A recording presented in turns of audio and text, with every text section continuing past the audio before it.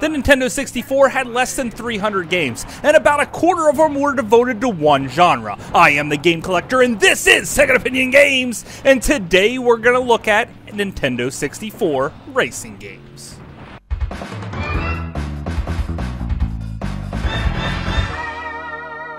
Second Opinion Games. Of course, we gotta start things off with Mario Kart. This was a system seller and a heck of a party game. Every single race was close because the items made it so. If you were in last place or next to last place, you would get the best possible weapons. If you're in first, you'll pretty much stuck with green shells and banana peels. Now, one of the things that blows me away to this very day about the game is how little fog and pop-in was here. And that's because every single mountain, every single turn, was carefully crafted to hide what's around the corner so the pop-in wasn't massively obvious. That's why there isn't a whole lot of straightaways. Luckily, they also designed a little bit of a drift boost into the game that made quartering fun and always exciting. This is pretty much the gold standard of racing games, especially on the Nintendo 64.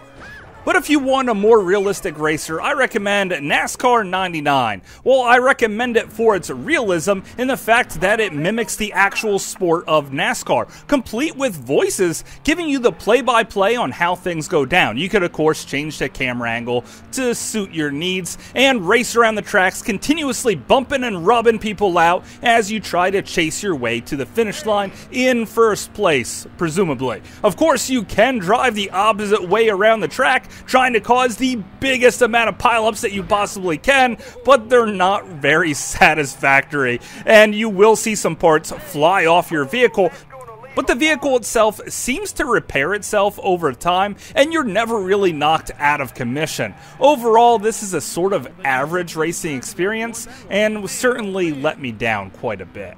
But that didn't let me down as much as GT64 Championship Edition.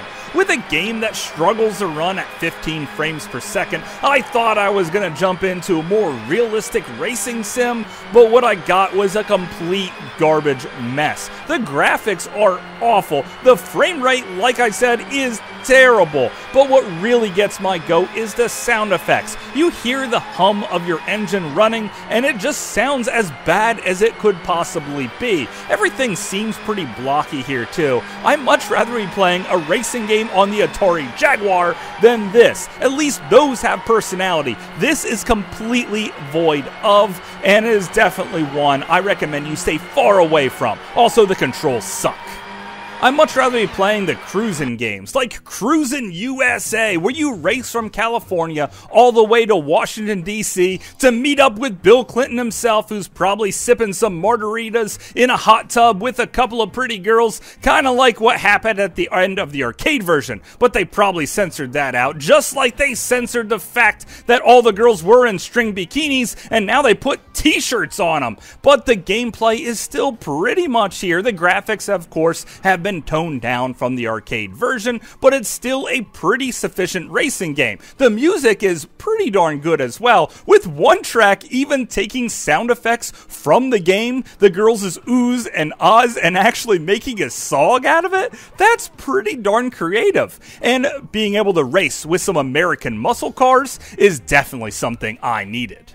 But rather than jumping into some European supercars, how about you check out Beetle Adventure Racing? Now you could race Volkswagen Beetles around a handful of super huge tracks with branching paths, lots of nitrous to pick up around every corner, varying environments, lots of secrets to spot around every single corner, and controls that are beautifully well done. Your car doesn't take any damage like most racing games at the time because it's one of those licensed things. People don't want to show off their cars getting too badly smashed up, but this is still a rather fun experience. Also, graphically, it seems to push the Nintendo 64 to its limits. If you have the little RAM expansion card thing that you needed for Donkey Kong Country 64, well then your Beetle will be in a slightly higher res, and that's pretty much it. That's the only thing that it changes, just the way your car looks itself. But the way the game looks and feels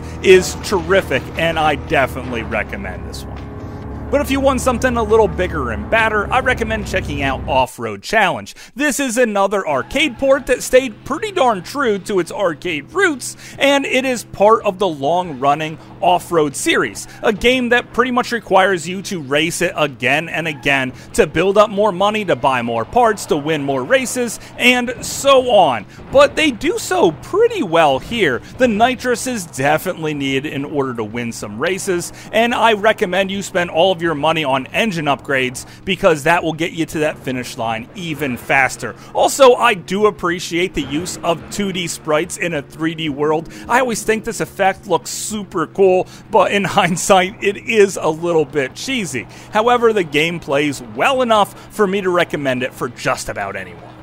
But it's time to jump off the biggest vehicle we could have down to the smallest. How about South Park Rally, where you get to go to the town of South Park to drive around nonsensical courses where you can't even figure out which way you're supposed to go, even though there's an arrow trying to show you. And the graphics here are terrible. The frame rate is also terrible, and the use of the license here is just offensive. Not in the fact that it's actually offensive, but the fact that it's trying to pick your pocket and steal your money. This game is one of the worst games on the entire Nintendo 64 lineup, and just stay the heck away from it. Matter of fact, I'm so pissed at this, I'm going off-road altogether.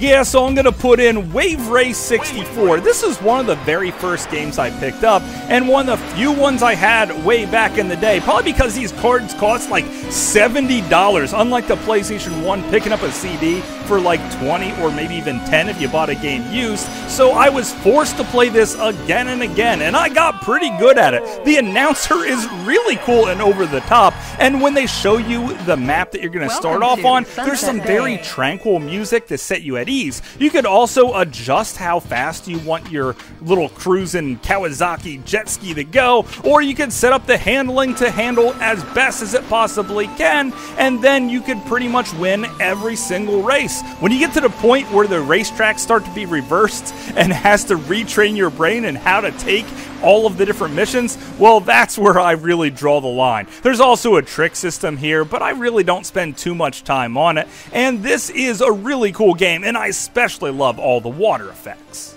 But maybe you want something just a little bit more realistic, then check out Wipeout 64, racing an extremely fast-paced hover car thing around a winding racetrack with some severe Nintendo 64 fog, and pop-in, you can pick up weapons to shoot down your opponents as you try to race your way to first place like every other racing game out there.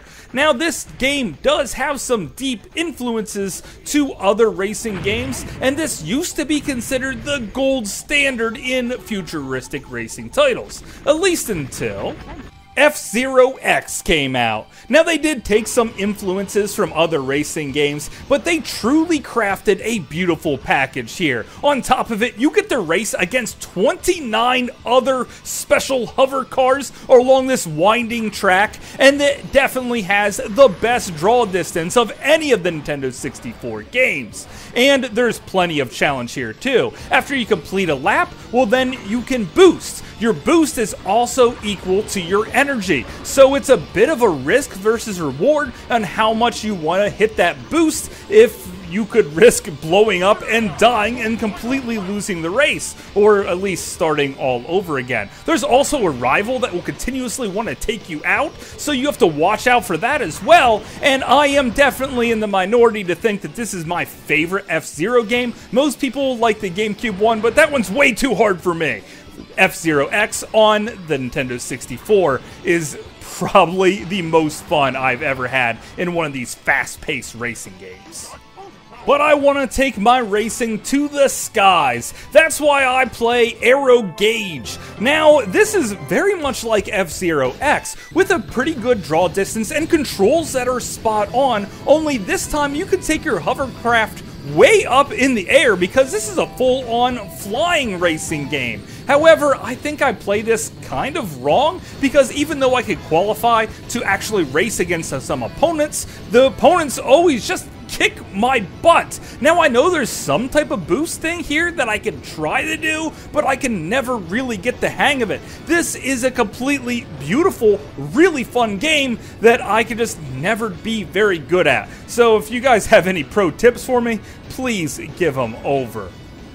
But you guys know me, I have to find all of the hidden gems, and Nintendo 64 had a really special one hidden down deep in their racing titles. Check out Iggy's Wrecking Balls. You control these little balls that look like mad balls in a 2.5D racer. That means it takes place in a 3D universe, but you can control it on a 2D axis. Now the goal is to get to the top of these winding and twisting towers. There are teleporters, there are ways to jump, and you can even stick out your tongue to rip you to new heights, and you could even use your tongue to battle against the opponents. This is a party game that is 1 to 4 players, and it will be a blast even if you're playing with your balls by yourself. This is definitely one of the best racing games ever made, in my opinion anyway, and it is probably one of my favorite games for the Nintendo 64.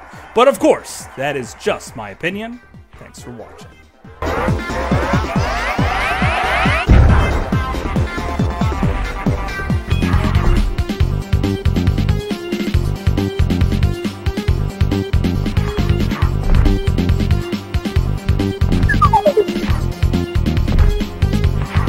Hopefully you guys enjoyed this video. I had a great time making it, and everyone does love Mario Kart for the Nintendo 64. It is a classic, but I bet you had no idea about Iggy's Wrecking Balls. This game is cool on nearly every level, and I cannot wait to jump back in and start playing. So if there's your favorite racing game that I completely missed over, I guarantee you I have it. Just let me know, and maybe I will cover it in the future. So until later, I will see you again, guys.